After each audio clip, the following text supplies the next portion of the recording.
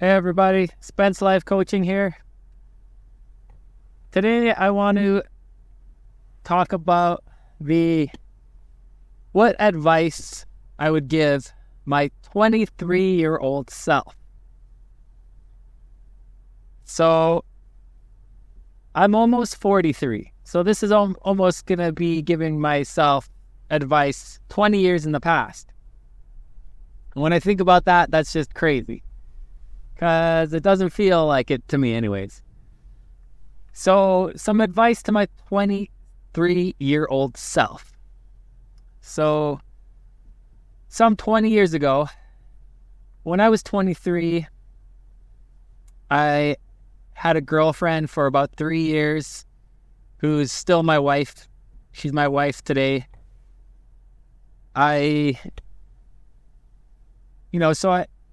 From the time I was 18 to about 23, which is, 5 years, I figured out a lot of shit. I got my life together. I went through school. I got a good job. So by the time I was 23, I was in my first year of work. And my number one goal at that time was to just get really good at my job. And so that's what I did. I loved to learn. And at the time, I didn't really know how much I loved learning compared to other people. So I was really happy for that first year and 2 years. And the third year started to get bored. So I didn't see that coming. So one piece of advice to myself would have been to know myself and know that you're not going to be like every person around you. The people around you are different. They have different personalities, they value different things, different actions satisfy them, make them feel fulfilled compared to you. So know yourself. What really helped me with that was taking the Strength Finder 2.0 personality test. It's about $30, and you learn your top 5 strengths. And those are not just your strengths, those are the things, the actions that you love to do that you find fulfilling. So know yourself, find out what those top 5 strengths are, and then start to incorporate those top 5 strengths into everything you do. Because those top 5 strengths are never going to change your whole life. For me, it's been over 16 years since I took that test, and everything is still exactly the same. So knowing what those top 5 strengths are, and then beginning to incorporate those into everything you do, into your life. Next, I would say take more risk.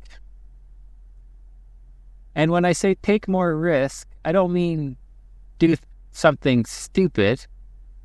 I mean, think about possibilities a little longer.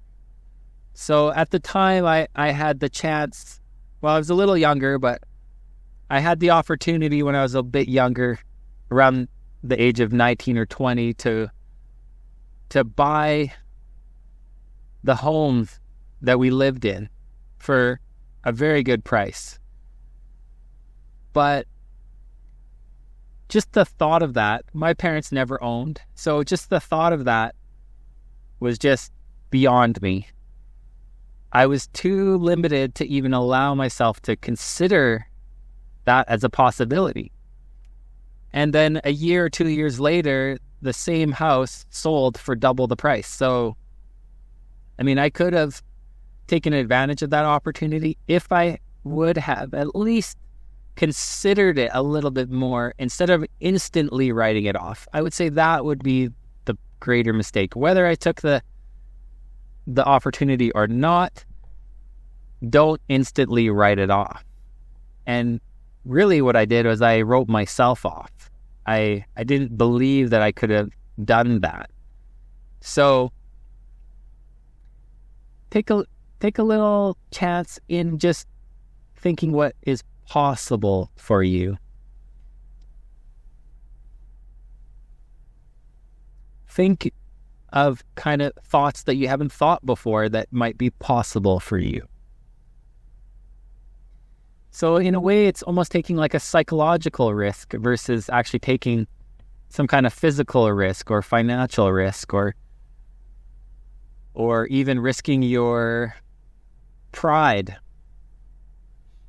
But taking a little more risk and live your life a little like it's an experiment. Live your life like you can only control yourself, your own perception, your own actions. You can't control the outcome. But what you can do is you can observe the outcome. So take an action and just watch what happens. Observe what the result is. And you're kind of like treating life like it's a bit of a game where you kind of take an action and see what happens, take an action, see what happens. And this way you're learning through experience. It's great to learn through books and podcasts and information. And this is all symbolic information, and you're getting someone else's experience in the form of a concept or a form of a symbolic information, what we call words. But also you want to get your own experience, get your own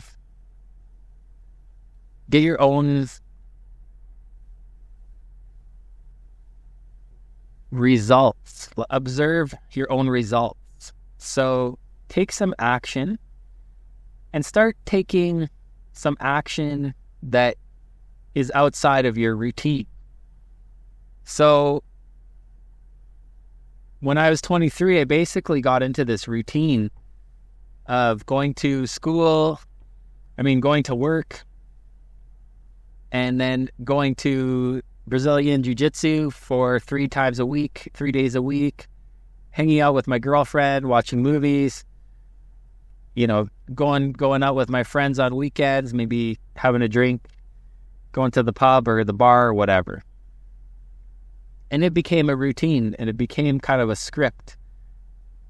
And I didn't really break out of that script. I didn't really do anything unique for 5 years or more. I mean, it was fun, it was enjoyable, but I could have kind of tested waters in other areas. I actually became super obsessed with martial arts and Brazilian Jiu-Jitsu, which was good. It allowed me to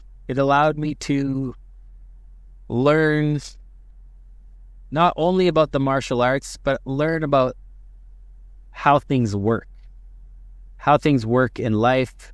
And I learned about myself and how I work, especially under stressful situations like a competition, how to control my focus, my mindset. I learned a lot by going deep, but I'm kind of happy that 7 years after I started martial arts, my knee and my back were injured. So I had to quit, and I had to diversify my interests. And I had to find other interests that were just as satisfying in the same way. And guess what? It's the top 5 strengths. So I found new ways to fulfill my top 5 strengths.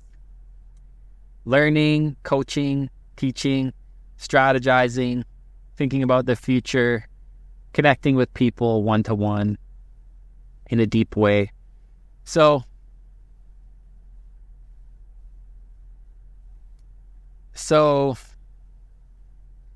I got a little too focused in on one subject. So let's go back. My 23-year-old self.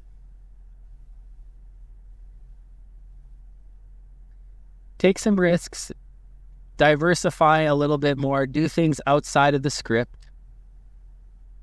One of the things that I did not do as much was socialize with people outside of my comfort zone.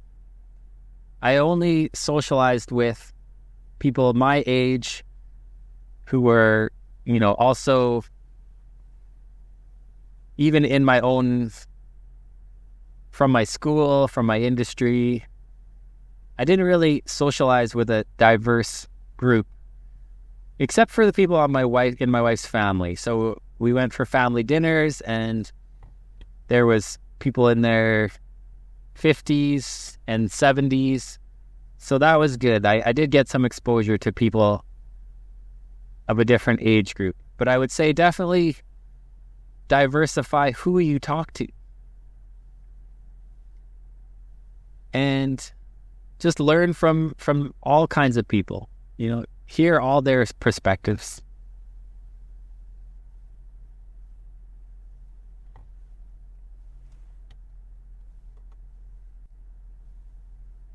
Another piece of advice I would give my 23-year-old self is to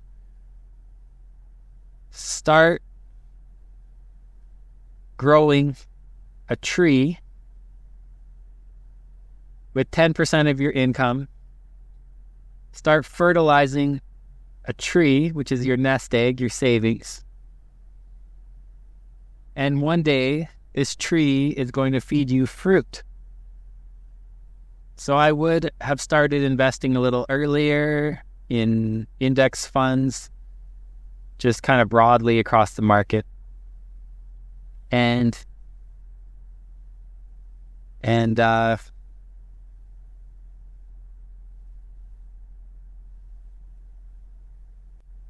yeah, I just would have started investing a little earlier. 10%, I wouldn't have noticed 10% of my income.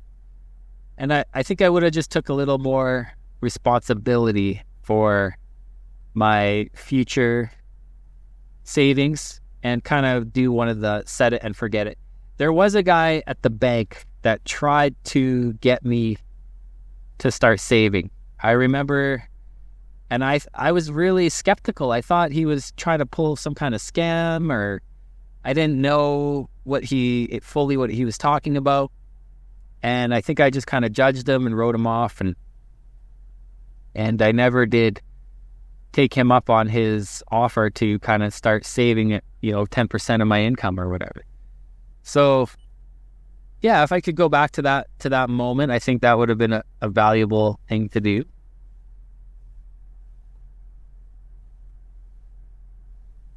What else? So yeah, things were pretty good when I was 23. I didn't really run into any major challenges until I was around the age of 28. And I think around this time I kind of had a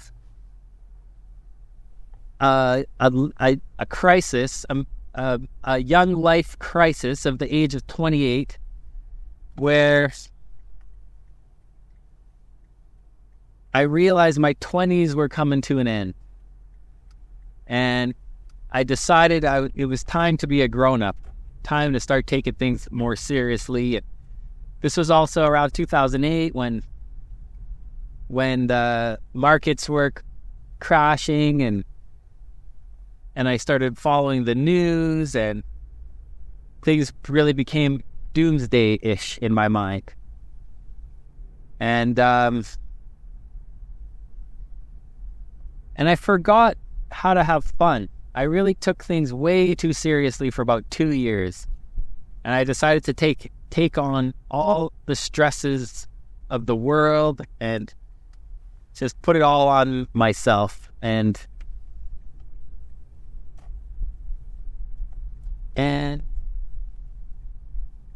I was doing this for quite some time, and it started to kind of wear down on me and also on my relationship. Because I basically forgot how to be a fun person. And nobody really wants to hang around with someone who is super stressed out, super paranoid, super worried, always focusing on the possible negatives, the possible downsides. And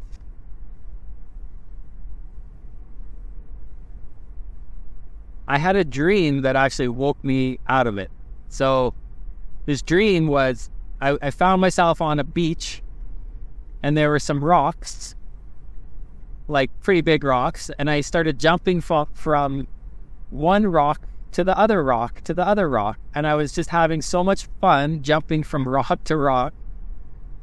And then I had this epiphany, and I said to myself, oh, this is what I'm supposed to be doing. And then I think I woke up at around that point. But the whole memory of that dream was super clear, and I basically realized I forgot how to have fun. I forgot that this life is also about enjoying your life. You don't have to prepare for every eventuality. You don't have to worry about every crisis that's either happening in the world or could be happening in the world or could happen in the world. This life is for us to enjoy, and there are things that are in our control, and there are things that are not in our control. And yes, do the things that are in your control. If you need to stock up and save money, whatever it is, do those things if you want to be a prepper. But don't forget how to have fun. Don't forget how to let go. And if it's your time to go, then we get nuked. How do you want to go out? Do you want to go out with a smile, or do you want to go out terrified, curled up in a ball? So choose your B. Maybe that's the advice I would give my 23-year-old self. You get to choose how you are be, what state you live in.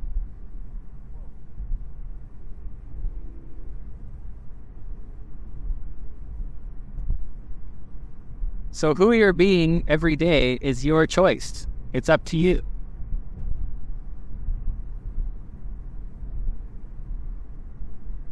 Another lesson for me in my 20s would be to start taking what I call radical responsibility.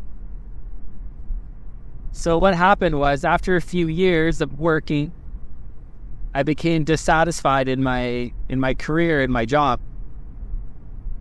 And instead of taking responsibility for where I was and what I was doing, I began to blame the job and complain. And complain. I started complaining to my friends at work and the people that I trusted. And all I was doing was complaining about my situation. And I wasn't appreciating my situation. I wasn't using my current situation to get to where I want to. And I truly didn't even know where I wanted to go.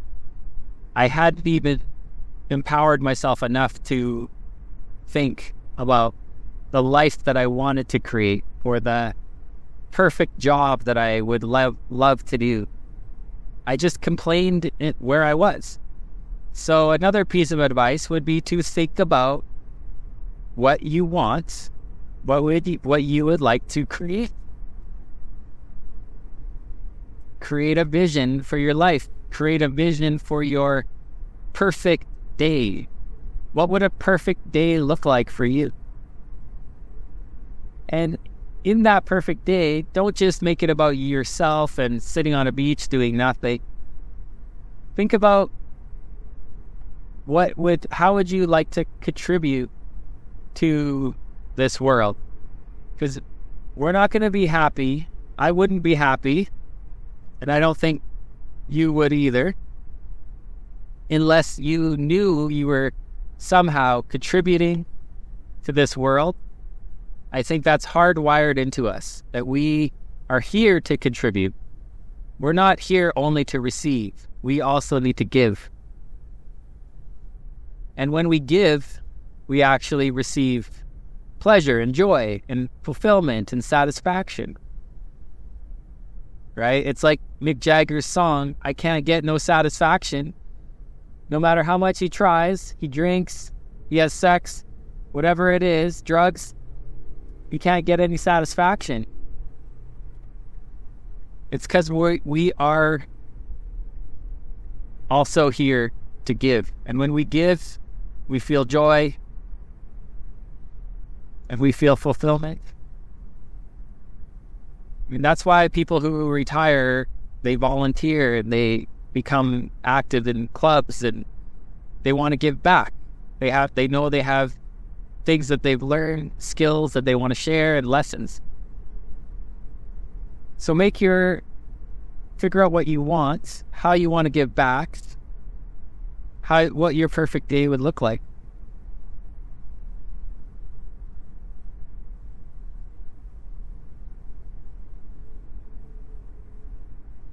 And I would also tell myself that, at the time, even from then until now, I knew that friendships were important.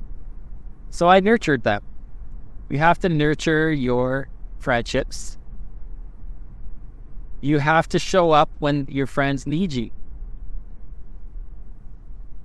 And you also have to draw the line when some of your friends are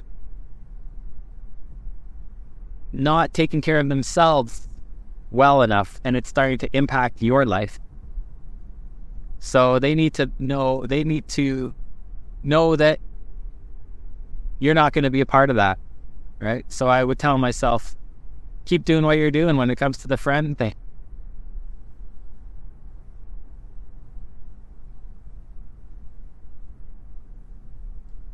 There was a time when I was around, I think I must have been around 23 as well, when my girlfriend, who I was madly in love with, she went to Africa for 3.5 months.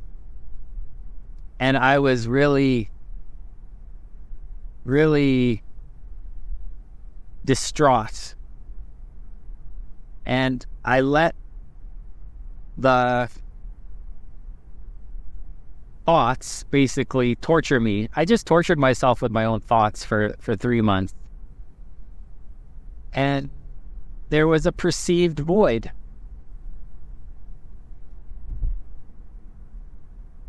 So knowing that was something I was definitely not equipped to deal with. And no one was actually equipped to help me with that issue either. So now, knowing what I know now, it's that in this reality, which is abundant, nothing is missing. So we couldn't even have a phone call for 3.5 months. I talked to her once on the phone, and it cost like $20 for a 2-minute conversation. So we talked once on the phone, but I needed to know that all of the things that I was getting from her were there in another form. And I wasn't able to deal with that. I didn't understand that the law of the one and the many. So I talk about this a lot more in depth in my other podcasts on grief. And what I was experiencing was grief. It was a perception of a void, of something missing. And I failed to appreciate my reality in that moment. I failed to appreciate the other forms of of everything she was providing.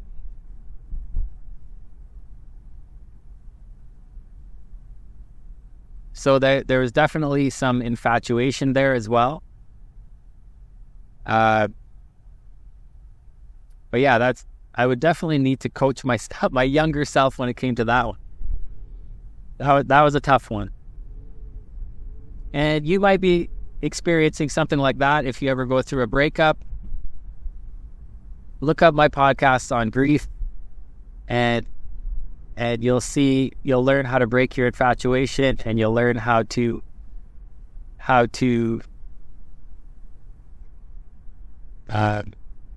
appreciate the many instead of being infatuated with the one. The many forms.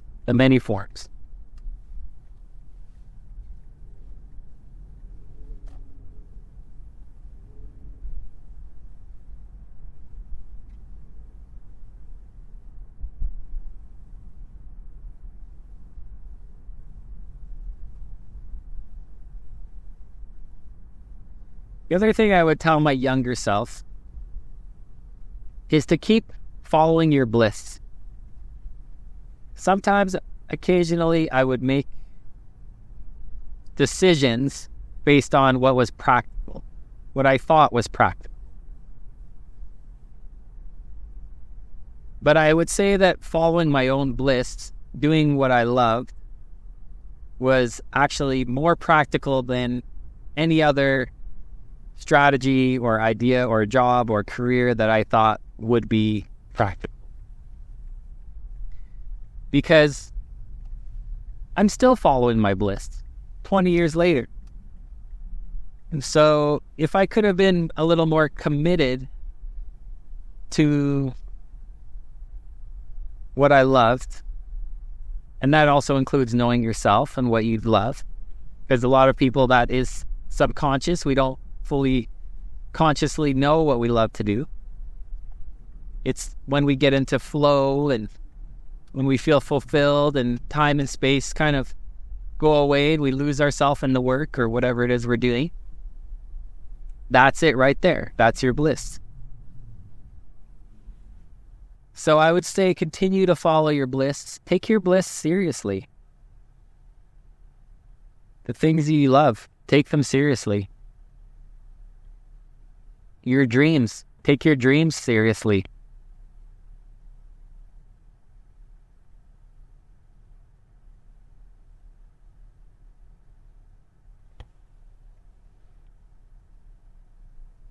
We think we have a lot of time, but a year is only 12 months. A year is only 12 months. It's not that long. 12 months goes by pretty fast. And you can do a lot in 12 months, or you can take some action in 12 months that will have a big impact. Break out of the script, do something different. Whatever it is. Going to a new club, a Toastmaster club, or talking to a different kind of person, or meeting someone like a business owner, or just random shit that you wouldn't normally do it. Talking to someone you wouldn't normally talk to. Walking a different path to work that you wouldn't normally walk. Just doing things a little differently. Just kind of being awake and looking at opportunity and